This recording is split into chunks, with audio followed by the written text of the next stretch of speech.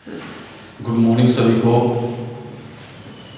Class 12 CBSE board के student, अभी तक आपने जैसे चैप्टर 2 जो आपने पढ़ा है इलेक्ट्रिक पोटेंशियल था आपका, और उसको आप लोगों ने देखा होगा। अब वो चैप्टर हमारा एंड हो रहा है और उसके बाद जो हमारा चैप्टर 3 है वो है गॉसेस थ्योरम। गॉसेस थ्योरम का मतलब गॉस एक क्या थे, हमारे एक साइंटिस्ट थे, उन्होंने अपना एक थ्योरम दिया और उस थ्योरम में जो भी कहा भी हम लोग डिस्कस करेंगे। और इससे पहले हमें कुछ चीजें समझनी पड़ेगी, जैसे इलेक्ट्रिक फ्लक्स, यानी इलेक्ट्रिक फ्लक्स या सिंपली हम कहते हैं फ्लक्स। ये जो हमारा वर्ड है फ्लक्स, इसकी जो हमारी ये वर्ड है फ्लक्स, ये हमारा लैटिन वर्ड से डिराइव हुआ है। इससे लैटिन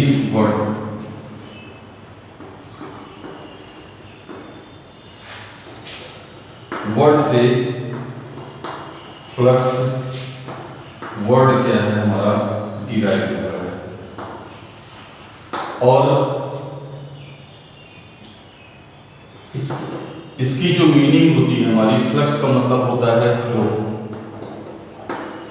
और एक तरह से ऐसे समझिए फ्लो का मतलब होता है किसी चीज का फ्लक्चुएट होना या बहना। ठीक है, जैसे हमारा वाटर है, वाटर क्या होता है, फ्लो होता है। तो ये फ्लक्स क्या बताता है, इंडिकेट करता है फ्लो वर्ड को, यानी कोई चीज क्या हो, फ्लो हो।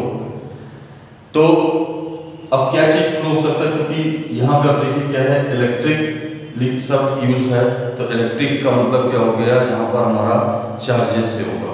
जहाँ चार्ज होगा वहाँ पे क्या होगा, इलेक्ट्रिक फील्ड होगा। इलेक्ट्रिक फील्ड से क्या होगा, इलेक्ट्रिक फील्ड लाइन फोर्स होगा। ठीक, तो गॉसेस ने ये देखा। और एक चीज और आपको बता दूं, जैसे आप देखते हैं कि एरिया है, एरिया आप जानते होंगे, हो सकता है आपके दिमाग में वो एरिया हमारी स्केलर क्वांटिटी है। क्योंकि अगर आप देखें एरिया इक्वल टू हम क्या लिखते हैं, लेंथ इंटू ब्रेथ लिखते हैं। तो लेंथ इंटू ब्रेथ से आपको क्या मिलेगा, केवल एक मैग्नीट्यूड मिलता है, ये आप जानते हैं। तो कुछ लोग सोचते हैं कि एरिया हमारा क्या है, क्योंकि इसमें मैग्नीट्यूड ही है केवल, तो ये हमारा स्केलर क्वांटिटी है। लेकिन आपको बता दो, वास्तव में पहले इसको स्केलर भी माना जाता था। ठीक है, लेकिन जब हमारा ये फ्लक्स का कंसेप्ट आया, फ्लक्स जो वर्ड डिराइव हुआ, इसके कंसेप्ट को समझना हुआ, तो यहाँ पर एरिया वर्ड है। तो एरिया वर्ड चूंकि स्केलर हम लोग मान रहे थे, तो जिसकी वजह से फ्लक्स को हम एक्सप्लेन नहीं कर पा रहे थे। तो इसके लिए क्या किया गया, फ्लक्स को अंडर समझाने के लिए, यानी समझने के लिए फिजिक्स में क्या किया गया, एरिया को वेक्टर क्वांटिटी मान दिया, और वेक्टर क्वांटिटी मान करके फ्लक्स को डिफाइन किया गया। तो आप जानते हैं कि फिजिक्स में ऐसी कुछ चीजें होती हैं जहां पर कोई चीज प्रूफ अगर नहीं होती है तो उसको क्या किया जाता है, प्रेडिक्ट कर लिया जाता है, मान लिए जाते हैं, हम लोग मान लेते हैं कि ऐसा है। और अगर वो सिद्ध हो जाता है तो उसको हम क्या करते हैं, सिद्ध होने पर तो उसको हम जो भी माने रहते हैं उसी में उसको कंसीडर करते हैं। तो यहाँ पर जो है एरिया को जो है हम लोगों ने बाद में पाया कि लोगों ने प्रेडिक्शन के तौर पे इसको कहा कि एरिया को हम लोग आज से हमेशा के लिए किसमें काउंट करेंगे, वेक्टर क्वांटिटी में। यानी एरिया को जब हम वेक्टर मानेंगे तभी क्या होगा, फ्लक्स ही नहीं, चाहे हम मैथमेटिक्स की भी बात कर लीजिए, वहाँ पे भी जब भी कहीं डायरेक्शन शो करना होता है तो वहाँ भी मैथमेटिक्स में भी इसकी जरूरत पड़ी। तो ओवरऑल मिला करके एरिया को हम लोगों ने क्या किया, वेक्टर क्वांटिटी मान लिया। और एरिया को तब से क्या करते हैं हम लोग, जो है इसको वेक्टर क्वांटिटी मानते आ रहे हैं। तो इलेक्ट्रिक फ्लक्स का मतलब क्या हो गया कि अगर हमारा एक कोई ऐसे सपोज करिए क्लोज्ड सरफेस है,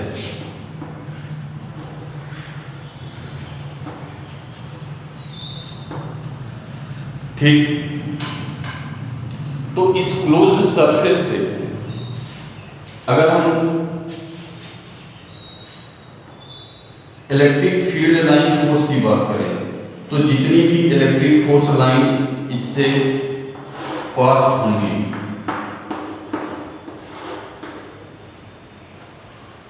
यानी जितनी भी इलेक्ट्रिक फोर्स लाइन इस क्लोज्ड सरफेस एरिया से पास होंगी वो आपको बताता है फ्लक्स। क्योंकि यहां पर जो फ्लो हो रहा है किस चीज का हो रहा है, इलेक्ट्रिक फील्ड लाइन फोर्स का फ्लो हो रहा है। तो फ्लक्स का मतलब ये होता है, यहां से डिफाइन किया गया कि we can define to flux such as कि total surface area through which electric force line passes normally a closed surface area। यानी यहां पे कहा गया कि टोटल इलेक्ट्रिक फ्लक्स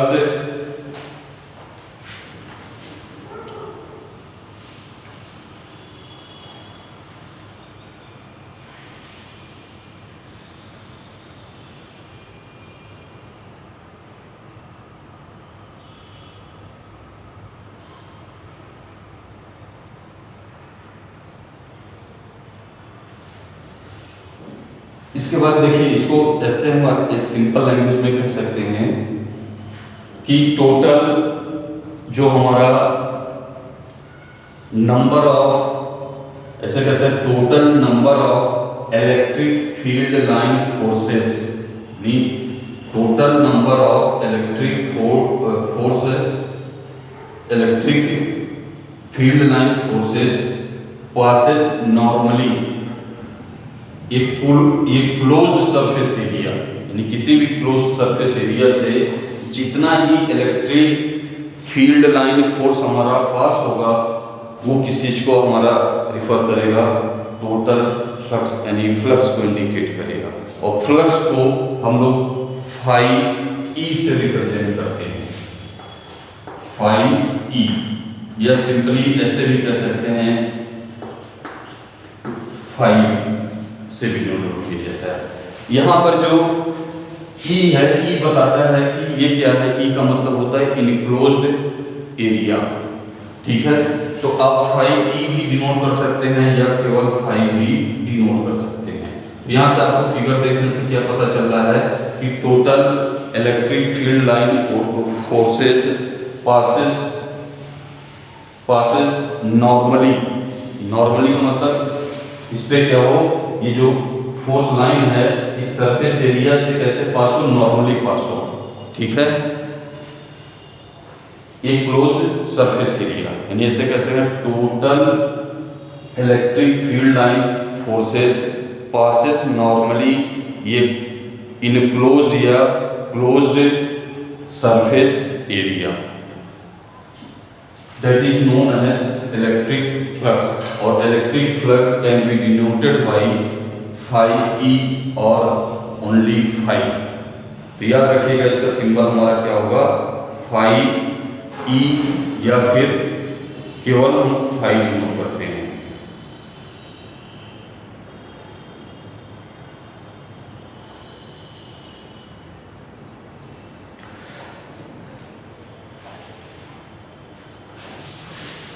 तो यहां पर हम एक फिगर बनाते हैं, कोई भी एक इनक्लोज्ड सरफेस एरिया। यहां से अगर हम दिखाएं ये क्या है, हमारी इलेक्ट्रिक फील्ड लाइन फोर्सेस हैं विच passes through a enclosed surface area. तो ये क्या है, छोटा सा इनक्लोज्ड सरफेस एरिया माने हैं। तो ये क्या है आपका, that is the electric field line, that is आप जानते हैं वेक्टर क्वांटिटी होता है। तो इसकी डायरेक्शन आपकी किधर है, इस सीधे, ठीक। अब सपोज करिए ये हमारा क्या है, स्मॉल इनक्लोज्ड एरिया है और इस एरिया को हम किससे डिनोट कर रहे हैं, सपोज करिए डी ए से, ठीक, यानी इसको हमने एरिया को हमने क्या माना है, vector quantity.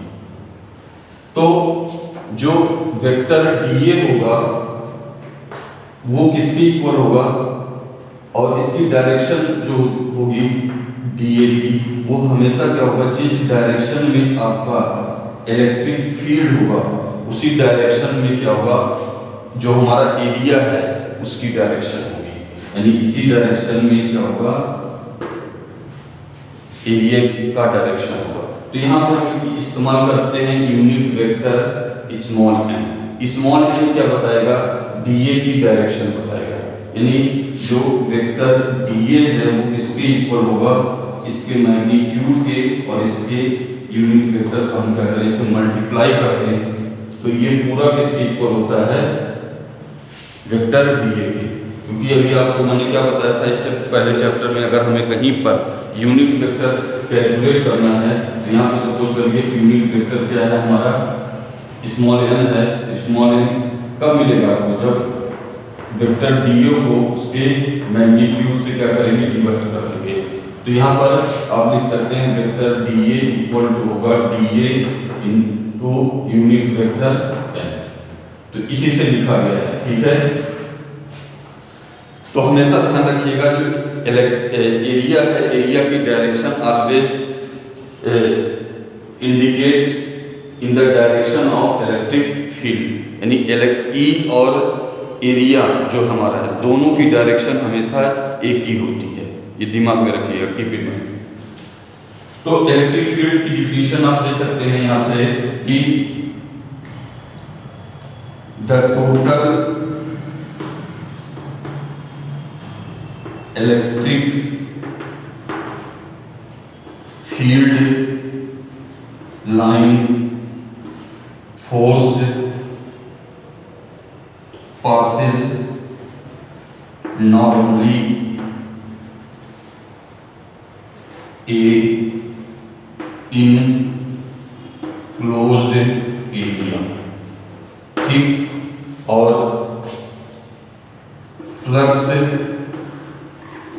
Denoted by phi E और ओनली फाई, और फाई ई जो हमारा होता है हमेशा वो इक्वल होगा vector E dot vector DS. इसके क्या होता है, हमारा फाई ई इक्वल होता है, ये दिमाग में रखिएगा। यानी फाई ई इक्वल टू हमें क्या मिलेगा, vector E dot vector DS. यहाँ पे ऐसे भी कह सकते हैं कि जो इलेक्ट्रिक फ्लक्स होता है हमारा वो the dot product of electric field line and area की इक्वल होता है।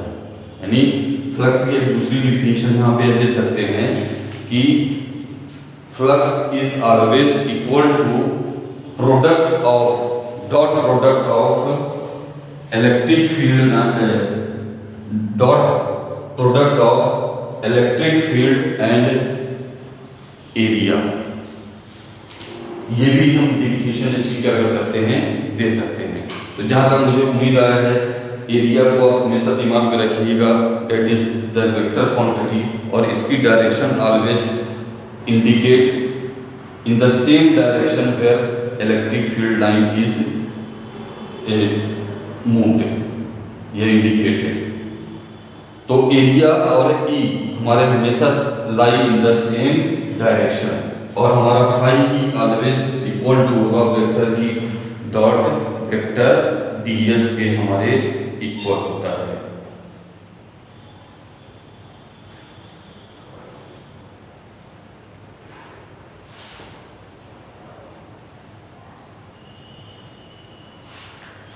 अब इसके बाद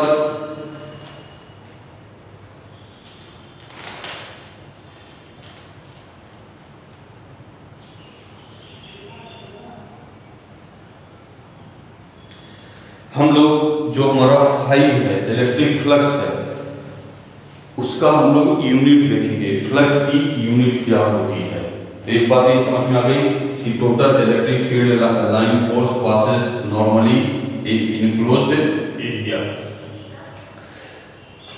अब इसके बाद हम लोग जो है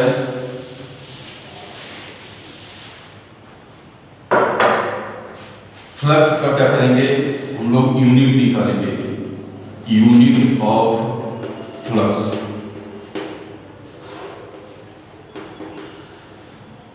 as phi E equal to can be written as vector E dot ds, या फिर इसको हम लिख सकते हैं phi E equal to E ds cos theta, जहाँ थीटा क्या है E और जो हमारा ds है के बीच का क्या है एंगल है, where theta is angle between vector E and vector ds।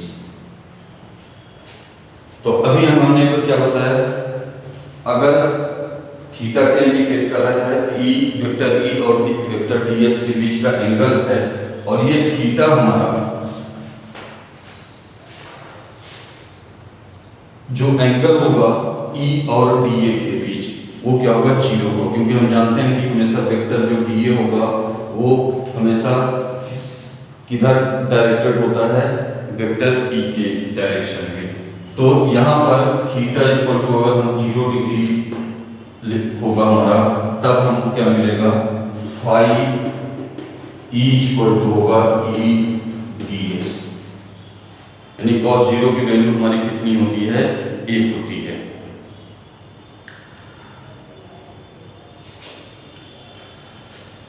Sorry, क्योंकि यहाँ पे हम लोगों ने डी वेक्टर dA लिखा है, तो यहाँ पे आप क्या लिख दीजिए, dA, कुछ भी ले सकते हैं आप।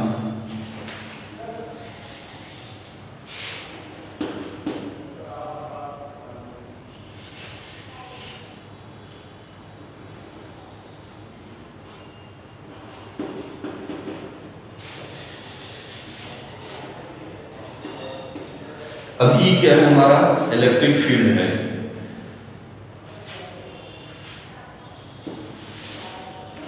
आप जानते हैं इलेक्ट्रिक फील्ड की यूनिट हम लोग क्या लिखते हैं, न्यूटन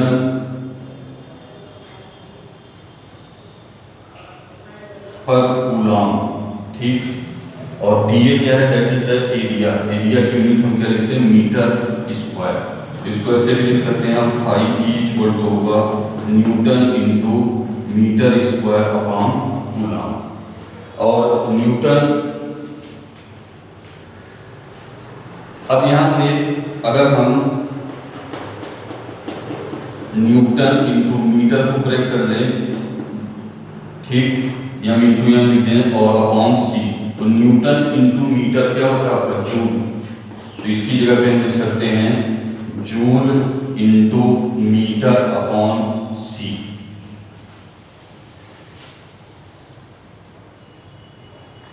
और आप जानते हैं जूल पर कूलॉम आपको क्या देता है, वोल्ट देता है, क्योंकि V इक्वल टू क्या होता है, W/Q।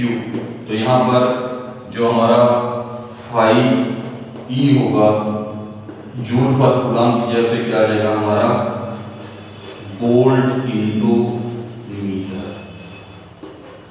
तो इस तरह से आपको क्या पता चलता है कि जो हमारा फ्लक्स है फाई E का जो यूनिट होगा हमारा, वो हम लिखेंगे क्या, वोल्ट इंटू मीटर, याद रखिएगा। या वोल्ट, इसको इस तरह से भी लिखा सकते हैं, याद रखिएगा। अगर इस तरह से आपने ये जो एरो लगा होता है, बीच में गैप होता है लाइन से, इसको हम लोग सेमी कॉलम पढ़ते हैं, क्या कहते हैं, semi column.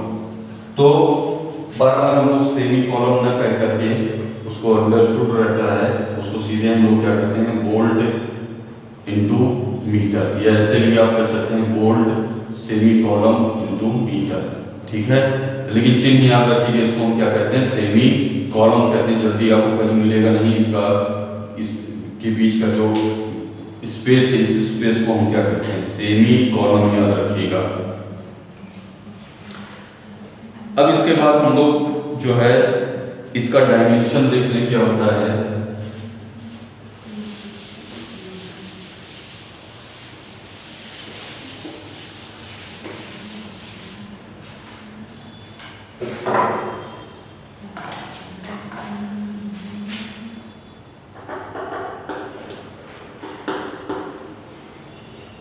Dimension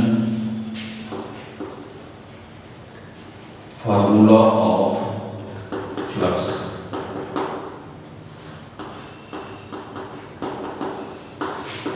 as phi E हम लिखते हैं। अभी हमारा इसकी यूनिट क्या है, ये फाई ई की वोल्ट इंटू मीटर।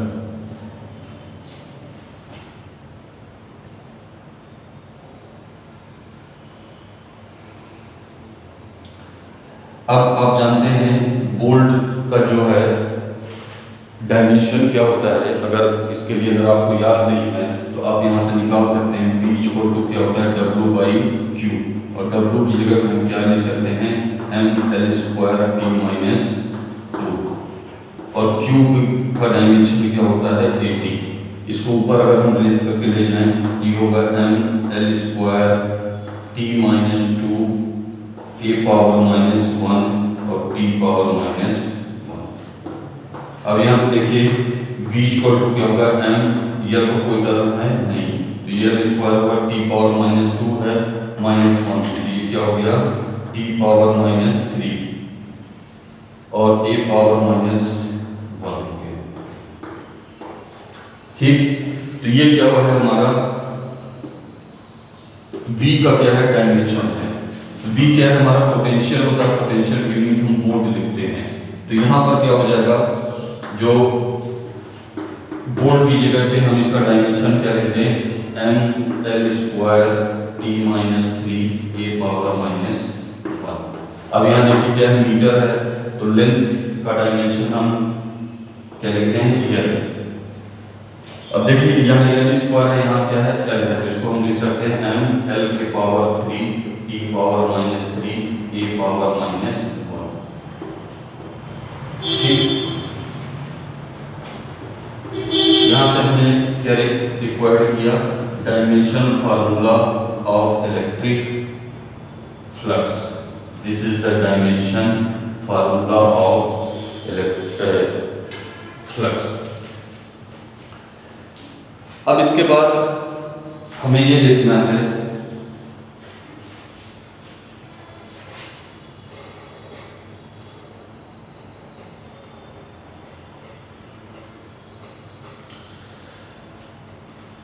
फ्लक्स की कंसेप्ट में। जब गॉसेस जो साइंटिस्ट थे हमारे, उन्होंने इस तरह से क्या किया, फ्लक्स के कंसेप्ट को समझाया और उसको उन्होंने कहा कि अगर हमारा कोई इस तरह से कोई इनक्लोज्ड सरफेस एरिया है,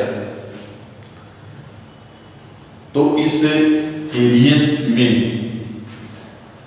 जो आपकी इलेक्ट्रिक फील्ड लाइन होगी, जब इसके अंदर इंटर करती हैं, यहाँ पे क्या की, इंटर की, तो हमारा क्या होगा, जो इलेक्ट्रिक फ्लक्स होगा वो हमारा निगेटिव होगा। और जब यही इलेक्ट्रिक फील्ड लाइन ऐसे बाहर निकलती हैं तो हमारा फाई ई क्या होगा, यहाँ पर पॉजिटिव होता है। ठीक, अंदर क्या होगा, इलेक्ट्रिक फ्लक्स यू क्या होगा आपका, निगेटिव होगा, फाई ई हमारा यहाँ क्या होगा, निगेटिव होगा। तो याद रखिएगा, जब भी कोई अगर इनक्लोज्ड एरिया है, उस क्लोज्ड एरिया में इलेक्ट्रिक फील्ड लाइन इंटर करेगी, तो ये दो नोट्स मैं लिख दे रहा हूँ। नोट पहला याद रखिएगा, when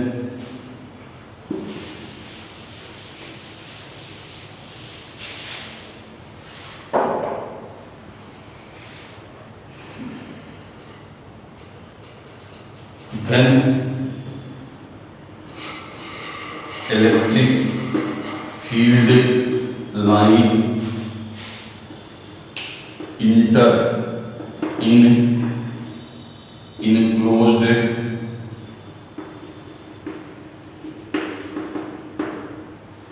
area, then IE become negative, ठीक, whereas